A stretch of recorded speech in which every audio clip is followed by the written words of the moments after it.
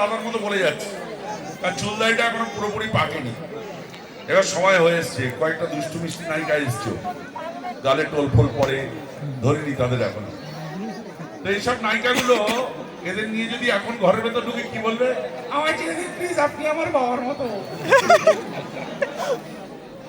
আমি এখনো কি বলে এসছি এতদিন ধরে, কাছে এসো, কাছে এসো সুন্দরী, তোমায় একটু ছুঁয়ে দেখি। আরে দাদা তো আমার ডাক না। এই পর্যন্ত মাথায় ঢোকে, ঠিক এর পরেরটা না মাথায় ঢোকে না। এখানেই আমার যত দুঃখ, যত কষ্ট, যত যন্ত্রণা, আমার ওই প্রশ্নটা, হিরোইনটাকে ধরেছি কি ধরিনি, শাড়ির আঁচলটা ধরে সবে টান দিয়েছি কি দিইনি, কোত্থেকে যে সালার হিরো গুলো আসছে, একটা এর কোত্থেকে যে খবর পায় আজও আমার মাথায় ঢোকেনি ভাই। বাইক দিয়ে দরজা ভেঙে ঢোকে আর কথা নেই, দুম চালাতে শুরু করে দেয়।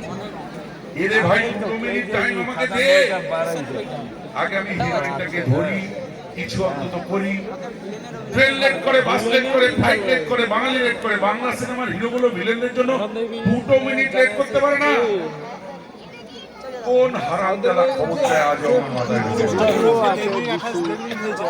তো অনেকদিন হয়ে গেল